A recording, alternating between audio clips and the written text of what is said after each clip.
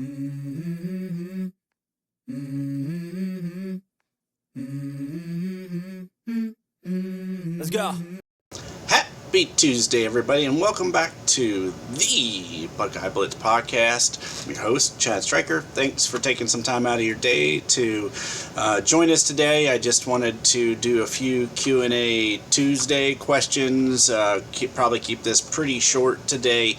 Squeezing this in on my lunch. As you can see, Wrigley's the sheepadoodle back there, so he's a guest star today.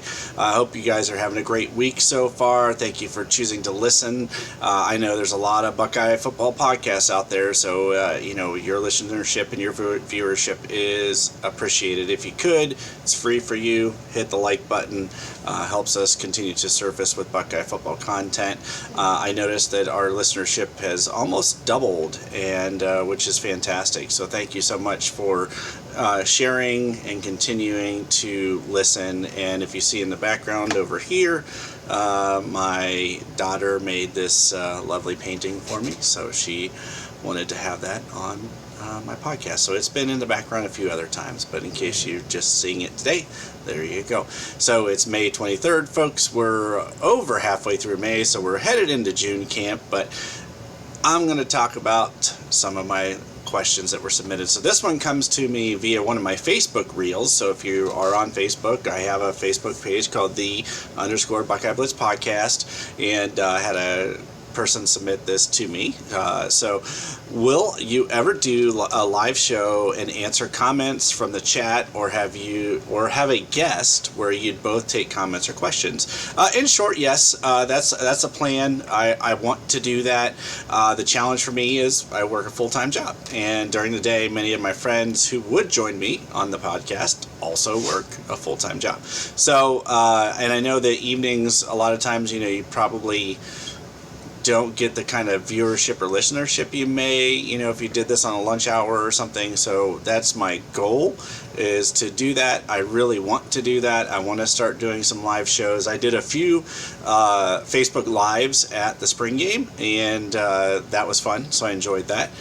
So that's a plan. I want to do it, so stay tuned. I am definitely working on some special guests to come in and join the podcast as well. So stay tuned. It's coming. We're building, and like anything else, it just takes time.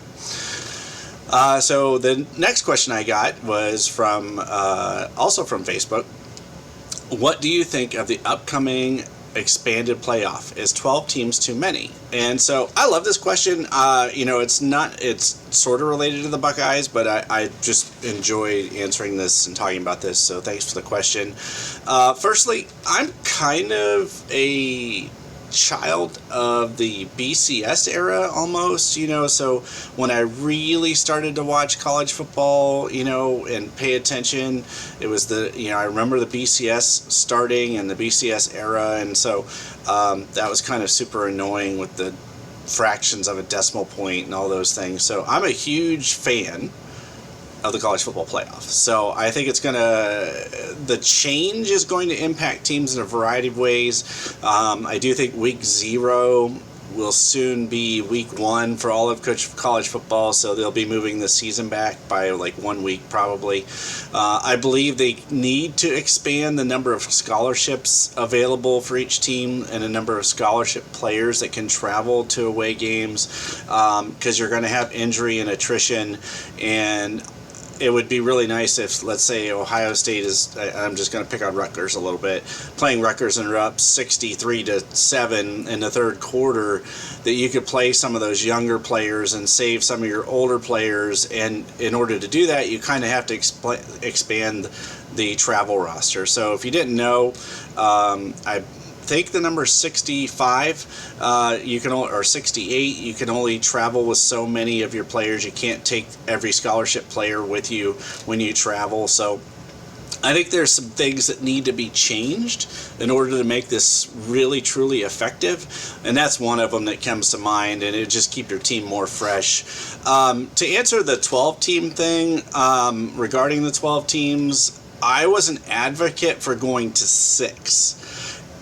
I know college football is a cash cow, so I'm sure that's why they went to 12. But I would have been great with 6. I want to see how this looks, but I am excited to see teams like Ohio State, Michigan, Penn State, Wisconsin, some of these perennial top 15 teams have a home playoff game.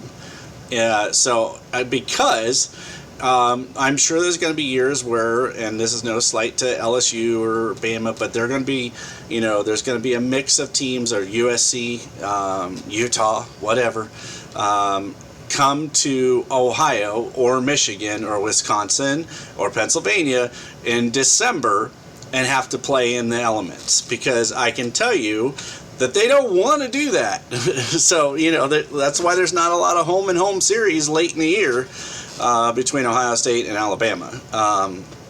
So I think it would be absolutely awesome. I do think it would be rough for the southern teams to come up north and play some of our powerhouse teams here in the Big Ten. With that in mind, I will say I think it's cool, but I also think it's probably too much, the 12 teams. I just do. I'm going to get, there's been this scenario, and they've talked about it on Bucknuts and Letterman Row and some other places, that Ohio State and that team up north could end up playing 3 times in the last 6 weeks of the season. So you could have the end of the season game in November. You could theoretically, if there's no divisions, have them play each other in the Big Ten championship game. And then, again, if they win, they could be playing each other in the college football playoff semifinal, depending on how the brackets shake out. So, in that case, too much of a good thing is a bad thing. So, yeah. But I could talk about this for days, quite honestly. Like, I think it's really cool. I think it's fun. I'm excited about it because, quite honestly, it's been a long time since Ohio State didn't finish in the top 12 at the end of the year, and maybe the fickle year, but they've been pretty sound and inside the top 10, so as a Buckeye fan, you got to love it. You're probably playoff bound most years, and we like that. And so there's been many years where I thought this team started to peak late, and it would have been really great if they had a shot. If you remember, like that 2014 team, we lost it to Virginia Tech early in the year because Braxton Miller went down in camp, and then JT Barrett took over, and we had to go to Blacksburg, and it just didn't go very well. And I think a lot of Buckeye fans were like, oh man, it's going to be a long year. And all of a sudden that team took off. Ezekiel Elliott hit his stride. That offensive line came together. Devin Smith played out of his mind, and boom, here we are. And that defense did its thing. There are teams that peak late in the year, and I think that some of those teams that could help along the way, not just the Buckeyes, but others as well. And then my last question that I'm going to take today, just to keep this shorter, is who are the can't-miss guys in the 2024 class OSU hasn't locked down yet? Is there anyone they're not in on you wish they were? So again, that one came in via my website. So the BuckeyeBlitz.GoDaddySites.com is my website, and you can submit questions there. I'll reiterate, recruiting is its own animal. There's a reason that On3 and a lot of these other organizations have entire teams dedicated to this. The Steve Wiltfongs, the Jeremy Birminghams, those folks, Bill Kurlick, Mark Porter, all those guys, they do this 24/7, no pun intended. But, yeah, there's some, these are going to kind of be obvious ones, but so people they haven't locked down: Bryce West and Aaron Scott. I know everybody thinks they're going to be Buckeyes. I truly believe Bryce West will be a Buckeye. Aaron Scott, who knows? Maybe. Just kidding. No, I think they'll both be Buckeyes. I was just having a little fun there. The other one that, don't sleep on Terion Nichols. I really like him a lot. The Buckeyes offered him recently. He'd be the third corner in this, recruiting class, and he reminds me of Denzel Ward, is who he reminds me of. So don't sleep on him. I like what I've seen of him. The other one, offensively, is Demarion Witten. I'd like to see them bring him in. And then, some of these folks that they're in on, Elias Rudolph, a defensive end. He's moving back from Florida. He's still uncommitted. I wouldn't say like he's a can't miss, but after we went 0 for 4 with the Big Four last year, I think that they need to either. I don't think we can bring Booker Pickett in. I think he's going to go to the U. I do. I know that he's a legacy because Ryan Pickett, his uncle, played here. Early on, I thought they had a pretty good shot, and things can change in an instant too. But Elias Rudolph, Nigel Smith is another one. I'd like to see them bring him. I'd love to have Booker Pickett. There's some other guys out there too. I did a whole show on that, and then the other guy that everybody is all up in arms about, Jeremiah Smith going to Georgia and all that stuff, and Jeremy Birmingham did a great article if you check it out on Twitter, but he's going to take his visits, and until someone flips a Heartline recruit, I'm going to believe he is a Buckeye, and Ohio State just has to keep recruiting him, stay in touch with him, build that relationship, make it even stronger.